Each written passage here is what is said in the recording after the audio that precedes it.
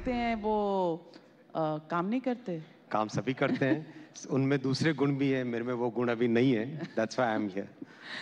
Well, let's begin with the most important ministry that you're handling, which is the railways. I'm saying it's the most important not because I'm undermining the importance of other ministries, but simply because railways लोगों को लोगों से जोड़ता है और आम travel का साधन है आम जनता के लिए.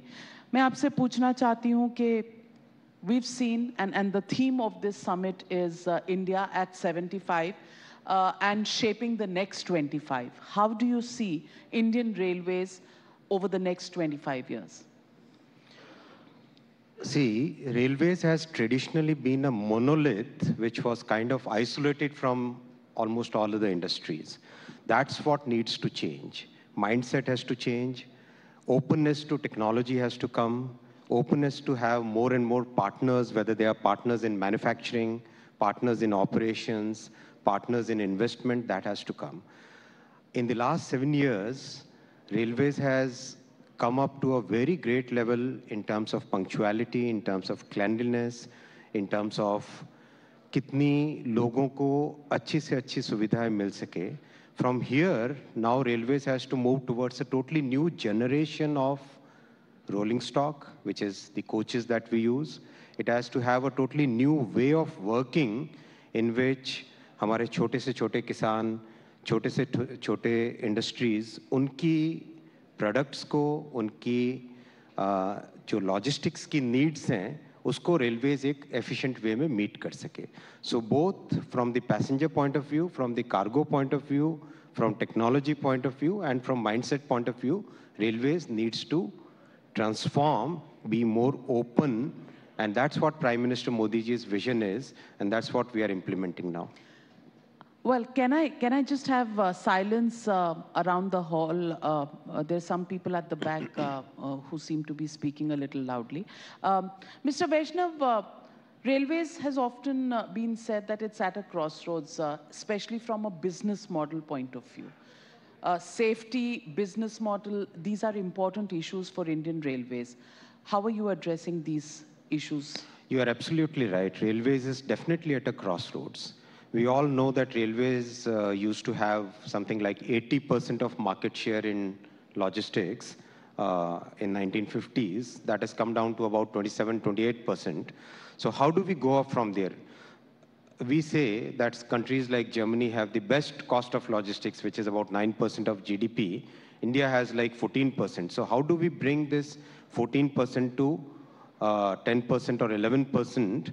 That's only and only possible if more cargo share comes to railways.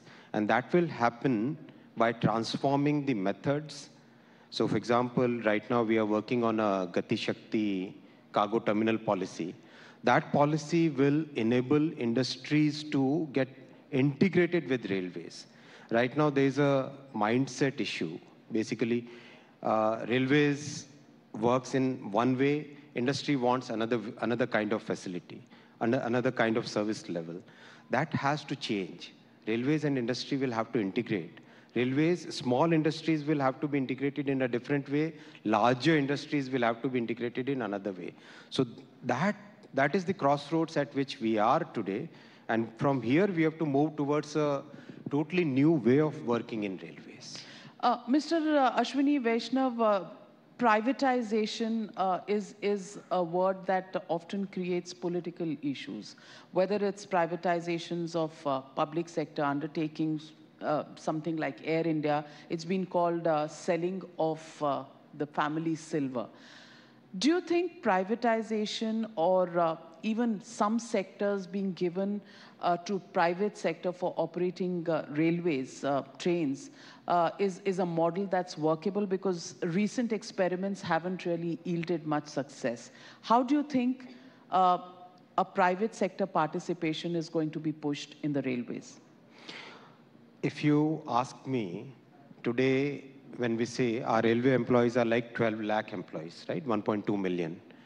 But the Rail Parivar, as we say, is 2 crore, 20, right? So that's a large number which is in the private sector. Who are the private sector partners? the manufacturers, the service providers, the construction contractors. There's a whole lot of private sector interaction with railways already there. How do we step it up? How do we make it more structured? That's what we need to work on. What does private sector look for? Private sector looks for a structure where risk allocation is very appropriate. It's not lopsided. Payment terms are proper. Dispute resolution is properly defined. Contractual structure and policy is well structured. So that's what we need to work. And I believe that what highways was in 99, 2000, I used to work in the Prime Minister's office that time with Vajpayee ji. So that time the country shifted from a pure play government construction of highways to a model where private and public worked as a partner. So that kind of thing needs to come into railways now. So we are working on that, and hopefully very soon we should come up with the first BOT project for laying new railway lines. And once that succeeds, I'm quite sure that will succeed, looking at the industry response we have got so far, I think we'll be able to construct many more kilometers of railways using that model. That, I think, is a more appropriate way of how the private sector will interact with railways. So build, operate, transfer. Build, operate, transfer in a hybrid model in which risk allocation is very balanced. It's not one-sided risk purely on either on private or on public. Mr. Vaishnav, on the economics of Indian Railways, are we in the red? Are we in the green? Are we going to be in the green anytime soon? And how are we going to compare competitive pricing of railway tickets for passengers with the low-cost airlines? Listen, there are two parts of your question. One is the competitive pricing of railway tickets, and second is the economics, what is the financial position. Railways balance sheet depends totally on the cargo that we handle. Cargo that we handle has to totally transform. I'm sorry for being very technical here, but that's how the subject is. We must focus on getting the retail cargo, which is for the small industries, for the small businesses, for the tribal living in Ranchi who wants to send the ragi developed by that lady to somebody sitting in Delhi. If we are able to catch that segment of cargo, then railways economics will shoot like this. And I'm sure with the inventions, with the innovations that we are doing, in fact, today, from here, I'll be going to the New Delhi railway station where the box that we have developed for such medium, small-scale industries, small businesses, that box we will see today, and hopefully we'll very soon deploy that. Well, that's a forward-looking model that you're developing, and ragi is now the latest fad in big cities. Ragi-based organic diets are recommended by dietitians. So I can see some business coming your way, the railways way. 25 years from now, what is your outlook on what Indian Railways as a business proposition is going to mean? It's going to be superb. If world's most savvy investor, Warren Buffett, he invests in BNSF. We are all aware he owns BNSF, which is world's largest railways. Then do you think railways is a bad business proposition? नहीं, पर हम भारत का जो model है वो तो माशाअल्लाह है ना. भारत के मॉडल में जो ट्रांसफॉर्मेशन अभी मोदी जी के विजन से होंगे और हो रहे हैं, उसको अगर आप देखेंगे तो coming 5 years, 6 years down the line, railways will be highly profitable. Rail परिवार में 2 करोड़ लोग जो हैं, I think that will become 3 crore. More and more industries, more and more partners will join. That's the way I look. And over and above that, the customer experience is going to totally transform. Prime Minister announced from the Red Fort this year that by 15th August, we should connect all parts of the country with absolutely modern world-class trains. And we have started manufacturing those. I'm very happy. In fact, yesterday the chairman railway board, he visited the factory and saw the manufacturing process. It's progressing very well. We'll get the first prototype by coming April. We'll get the serial production going on by coming September, October. Then every month, 5 to 6 new trains will come. And imagine the customer experience that will happen. I mean, people who would normally not like to take travel by trains, they will also come and travel by trains. Mr. Ashwini Vaishnav, you are a bureaucrat turned entrepreneur turned politician now. तो ये जो politics में एक Ramayan express चलानी पड़ती है, does this make business sense or only political sense? क्योंकि चुनाव तो आते ही रहते हैं हमारे देश में, तो रामायण एक्सप्रेस बीजेपी के पॉलिटिकल एजेंडे को सूट करती है। आप जानते हो कि प्रधानमंत्री मोदी जी किसी एक पॉलिटिक्स के पॉइंट ऑफ व्यू से काम नहीं करते। वो उनका विजन है कि भारत का जो गौरव है, उस गौरव को एक नई तरीके से दिखाना चाहिए। आप दुनिया के किसी भी देश में जाइए, छोटे से छोटा एक स्टेडियम होता है, उसमें कभी कोई आंदोलन हुआ होगा, छोटा सा एक पत्थर होता है, उसके ऊपर इतनी बड़ी बड़ी कहानियां बना के बता देते हैं। हिंदुस्तान में तो इतना कुछ है, हमारे पास तो कितना कुछ है। So the concept of Gaurav, Bharat Gaurav trains is, and Ramayan train is the first in that series, is to have a very authentic way of having people experience India's culture, India's heritage, the variety that India offers, the diversity that India offers. इसमें रामायण के बाद में गुरु कृपा train आएगी, इसमें safari आएगी, इसमें south India दर्शन आएगा, इसमें it's a concept which Prime Minister's vision is कि पूरे भारत, हमारे देश के गौरव को, हमारे कल्चर को, हमारे हेरिटेज को, हमारी वैरायटी को, डाइवर्सिटी को एक अच्छा एक्सप्रेशन मिले, and it makes lot of business sense. Quran express, Allah express या बाइबल एक्सप्रेस, क्राइस्ट एक्सप्रेस कब आएगी? प्रधानमंत्री जी ने तो एकदम क्लियरली कहा है, सबका साथ, सबका विकास, सबका विश्वास। तो ये वाला विश्वास कब आएगा? क्योंकि आपने सफारी तक बता दिया, अल्लाह एक्सप्रेस नहीं बताया। बिल्कुल आएगा। इसमें एक और एलिमेंट है, गौरव, भारत गौरव ट्रेन में we had interactions with close to 1,000 stakeholders. The entire concept will be developed by private sector. So जो creativity चाहिए, जो freedom चाहिए, जो policy की certainty चाहिए, जो contractual structure में balance चाहिए, that is what we have facilitated. Now it's open to all of you, all the friends. आप चलाइए, जिस तरह की ट्रेन चलाना चाहें, हम भी चलाएंगे, आप भी चलाएं, विदाउट कॉम्पिटिशन। तो रामायण एक्सप्रेस आप चलाएंगे, अल्लाह एक्सप्रेस हम चलाएंगे? दोनों हम ही चलाएंगे, दोनों आप भी चलाएंगे। Ashwini Vaishnav ji, I want to go to the next ministry that you handle, electronics and IT. What do you see the scenario in electronics manufacturing over the next, let's say, 5 to 10 years? Because many people talk in theory about India being an alternative to China for manufacturing, पर ये असलियत में होता नहीं है, क्योंकि हमारे यहाँ clearances are so painful that many projects, many big brands find it difficult to come to India. How do you see moving forward changes in policy and increase in manufacturing of electronics in India? Very important question, very good question. In fact, the progress that has been made, first of all, that's very important to understand. We have already reached $75 billion of electronics manufacturing today. We are having 2.6 lakh employment in electronics manufacturing. We have 200 plus mobile manufacturing units. I ask a question to the audience. Where is world's largest mobile manufacturing factory located? Noida. Noida, right? More than 215 electronics component manufacturing factories in the country. We have reached a level today where the basics are all in place.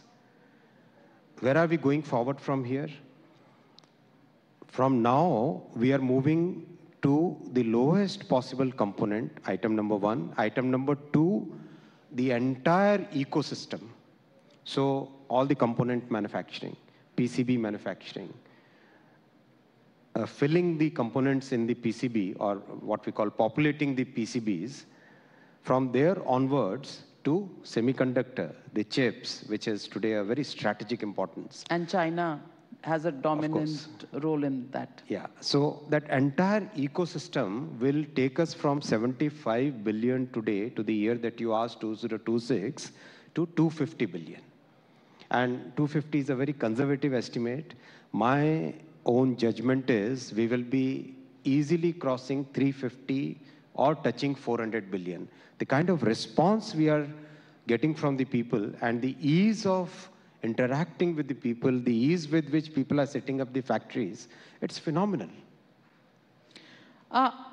Also on IT, and social media is an important part of our democracy these days. Platforms are increasing, need for privacy is increasing, and then, of course, the Waterloo of your government, Pegasus. How do you balance privacy concerns with the multiplicity of platforms and, of course, the snooping charges on your government? This is the difficult part of this interview.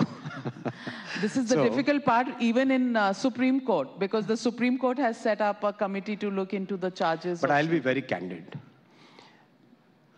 As a father, I'm always worried about what's happening in the social media. See, the way technology has moved, it's a great boon. Undoubtedly, it's a great platform. It frees up everything. Everybody gets a chance to express oneself. Simultaneously, the way technology is also being misused puts a huge burden of thinking on where should the regulation be. I would say the way the world is thinking today, there has to be a balance between privacy and the social responsibility, let me put it that way. If today any person's deep fake video can be put in the social media and that person can be put to such mental torture, don't you think that there is a need to either self-regulate or government comes in to regulate or find an alternate mechanism? I would say that it's the Western world thinks the entire policy of Western world is focused on the individual. Our country, our culture focuses on the society, family as the structure, rather than individual as the structure, as the unit. I would say our policy will have to have our cultural roots, our needs, our realities in focus when we do the policy. I would put it like that. तो आप चाह रहे हैं कि सरकार sensor करेगी और बताएगी कि हम अपने ट्विटर पे क्या लिख सकते हैं? Not really censor. I would like to say that there has to be first an element of self-regulation.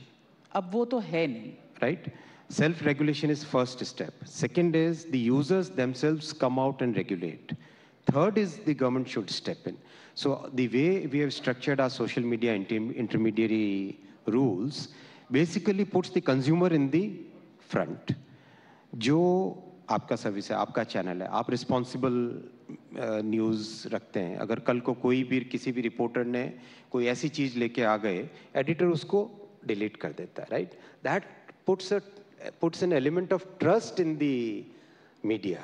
That element of trust also has to come in social media. That's my point. That's very well said, and you've sidestepped the question on Pegasus. You wouldn't leave me. No, there's no way I'm going to let you avoid that. We as the government fully respect Honorable Supreme Court's judgment. The committee which Honorable Supreme Court has formed has stellar technical experts. And from the government side, we will provide complete cooperation to this committee in terms of infrastructure, in terms of manpower, in terms of laboratory facilities, in terms of whatever information that is needed. We are clean on this. We are absolutely clean on this. So we don't have to worry about what's going to come out of this report. Are you saying no government agency ever bought Pegasus? I have very categorically told in the parliament that whatever we are doing is exactly in the framework of the law, and the law of the land has been clearly laid down by the Supreme Court guidelines. Absolutely, we are within those four walls of the law. That is a lot of legalese and bureaucratic explanations. साधारण जनता की language में बता दीजिए कि Pegasus इस्तेमाल हुआ था कि नहीं? देखो, मैं फिर साधारण जनता की भाषा में बोलता हूँ। भारत सरकार ने जो भी काम किया है कानून के हिसाब से किया है। कानून किसने बनाया है? कानून सुप्रीम कोर्ट की गाइडलाइंस हैं कि किसी भी सिस्टम को अगर यूज़ करना है, नहीं यूज़ करना है, उसको कैसे यूज़ करना है, वो सारा का सारा सुप्रीम कोर्ट की गाइडलाइंस में। तो भारत सरकार ने सब कुछ सुप्रीम कोर्ट की गाइडलाइंस और कानून के अंदर किया है। Matter to be noted here is he's not denying or saying anything about I cannot go beyond being what not used. I'm a responsible person. I have said this in the parliament very clearly. We have put an affidavit in the Supreme Court. So it's very clear. Okay, let me move to the telecom ministry, another ministry that is in your charge, and once again, another ministry which is once in every 5 or 7 years at crossroads. I've covered telecom from the Sukhram days when the entire matter was in the high courts, and your party had Vajpayee ji की सरकार के just पहले आपकी party ने तब parliament नहीं चलने दिया था 30 दिन के लिए। परंपरा अब तक चल रही है लेकिन शुरू तब से हुई थी। लेकिन सवाल ये है कि क्रॉसरोड्स पर अब भी है, telecom industry, big players are finding it difficult to run their businesses, Vodafone and their tax troubles in India, the fact that some companies want to exit, and then of course 2G and related controversies have taken their toll on the telecom sector. I want to ask you, what's the way forward for the telecom sector? How long is it going to be at crossroads? Telecom sector will grow phenomenally. I can assure you, Prime Minister Modi ji, first, the legacy of retrospective taxes, that was removed. Second, the legacy issue of AGR, which was the root cause of the entire problem, that has been resolved. Many more structural reforms have already been done. Many procedural reforms have been done. Whatever was approved in the cabinet has been fully executed also. Today, if you ask the telecom operators, they'll tell you how simplified the process has become post the cabinet decision. So, the approach in which government and telecom sector was adversarial in some senses has changed, has already changed. From here onwards, it's a phase of new capital investment cycle, phase of getting new technologies, and most important, over and above that, having our own technologies, having our own players who can go out and compete with the world's best in the most competitive markets of the world. Telecom sector, it was often joked that they spend more on lawyers and litigation than they spend on setting up cell sites, because call drops, quality of the kind of services that were coming were rather tardy. Do you think that's going to change? That's going to fundamentally change. Fundamentally change because the root cause of most of the litigations are regulations, the way the regulatory structure is. And Prime Minister Modi ji has given us a very clear task. India's telecom sector regulation has to be benchmarked with the global best, and the first set of reforms showed that yes, lots of changes have happened. Second, third, fourth, it's a very complex sector. You must, you understand it so well. It's a very complex sector.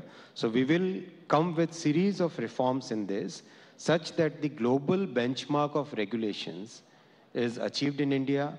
We don't see the industry focuses more on investment, focuses more on reaching out to the unconnected, focuses more on improving the service quality, because see, call drop, classic case. Call drops because the investment in the sector is very less.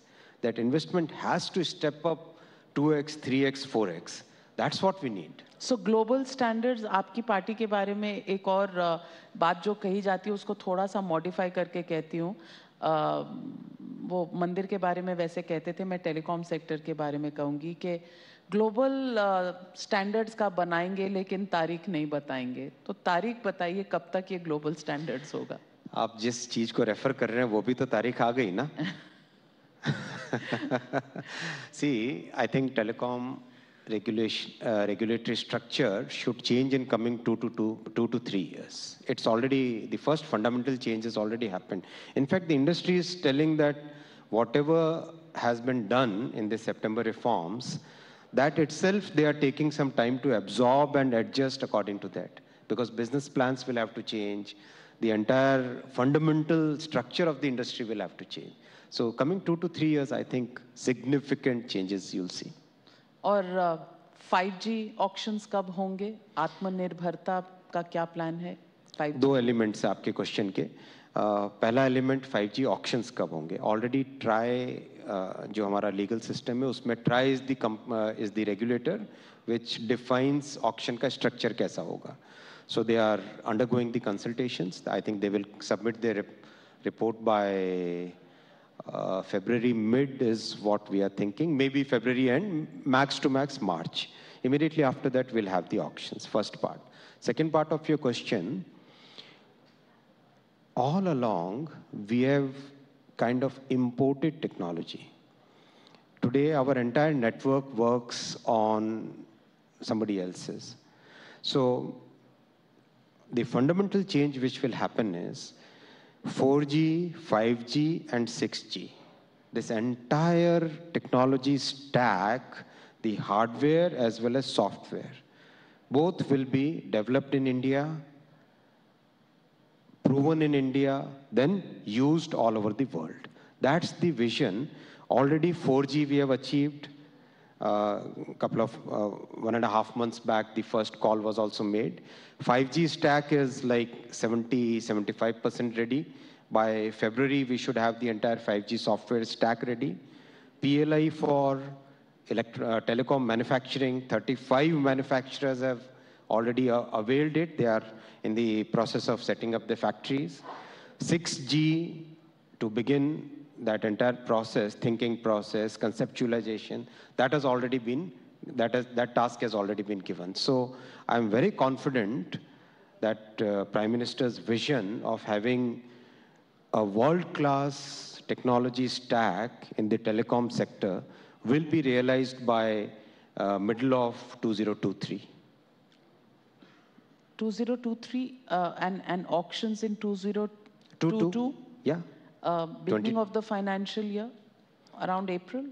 April, let me not put, because depends upon how much time TRAI will take, but today our estimate is by April, May. I was earlier estimating March, but I think it will take, because consultations are very complex, diverse opinions are coming, and then we want the technology, we want the auctions to be technology neutral, which basically means that we would like to give a spectrum which is consistent for many years to come. So 4G can be used in that, 5G can be used. So that's the thinking. It's a thinking based on not just short-termism, but more like thinking at least 5 years, 10 years ahead. Well, big headline there. By April, May next year, India is going to be a 5G telecom sector. Ashwini ji, 5G तो हो जाएगा, लेकिन अश्विनी जी को क्या अच्छा लगता है? Role as a minister या एंटरप्रेन्योर होने में या ब्यूरोक्रेसी में आप ज़्यादा comfortable? What does Ashwini Vaishnaw the person? Huge, that's very satisfying. अगर आपको लगता है कि आपके कारण, आपकी मेहनत के कारण 1000 लोग, 1000 परिवार, उनका भरण पोषण होता है, अच्छे से उनके बच्चे पढ़ पाते हैं, उनका अच्छा घर बन पाता है, that's a very, very satisfying thing. In this current role, the spectrum is huge. The change you can bring about in people's lives, a lasting change, that potential is very big. The canvas is very huge. So I think both have equal satisfactions and challenges. You worked in two prime ministers' offices, one as a bureaucrat under former Prime Minister Vajpayee, and now as a minister in Prime Minister Narendra Modi's cabinet. What are your takeaways? Times have changed. The society has changed. Economy has changed. That time the challenge was, how do we even build the most basic things like railways? Today the challenge is, and the thinking is, how do we get the best of the technology? So things have really, really changed. Was there any social media at that point of time? अखबार पढ़ते थे, अखबार में जो लिखा होता था, that used to be the final thing. TV had just come. Today TV is getting a very serious competition from OTT. So things have really changed. So I think different times will have the different leaders, different challenges. I think, but the basic values of our party, that remains the same. So the basic values have always been Antyodaya, Rashtra Pratham, Sadaiv Pratham. So these Samaveshi Vikas, these things remain the same throughout 1952 to today. Well, on that note, let's give a big round of applause to Union Minister Ashwini Vaishnav for a very engaging discussion, forward-looking, and really paving the way for India at maybe 2050. Thank you very much, Mr. Ashwini Vaishnav. Very much, Mr. Vaishnav and Navika, for that thought-provoking session. Gave us many headlines as well, as you correctly mentioned.